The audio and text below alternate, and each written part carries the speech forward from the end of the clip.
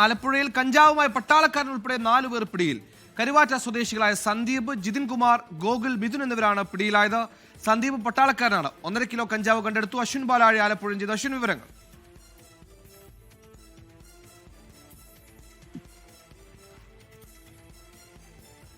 ആലപ്പുഴയിലാണ് കഞ്ചാവ് പിടികൂടിയിരിക്കുന്നത്. 4 യുവാക്കളാണ് പിടിയിലായത്. ഇതിൽ ഒരാൾ പട്ടാളക്കാരനാണെന്ന് വിവരം കൂടി വരുന്നു. 1.5 കിലോ കഞ്ചാവാണ് പ്രതികളിൽ നിന്ന് കണ്ടെടുത്തത്. അശ്വിൻ ബാലാഴിയുണ്ട്. അശ്വിൻ, വിവരങ്ങൾ.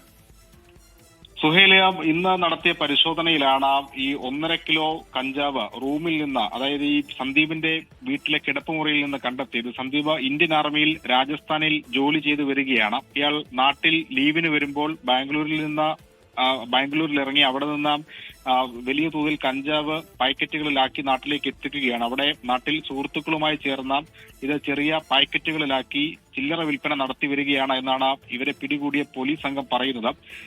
നിലവിൽ ഈ സന്ദീപാണ് പട്ടാളത്തിൽ ജോലി ചെയ്യുന്നത്. അവർക്കൊപ്പം സന്ദീപിനൊപ്പം പിടികൂടിയ 2 പേർ കൊലപാതക കേസടക്കമുള്ള കുറ്റകൃത്യങ്ങളിൽ പ്രതികളാണ്. എന്തായാലും ഇവരെ മറ്റ് കോടതി നടപടികൾക്കടക്കം വിധേയമാക്കിയിട്ടുണ്ട്. എല്ലാവരും ചില്ലറക്കാരല്ല. പിടിയിലായവരിൽ വധശ്രമ കേസ് ഉൾപ്പെടെയുള്ളവരുണ്ട് എന്നാണ് അശ്വിൻ ബാലാഴി റിപ്പോർട്ട് ചെയ്തത്.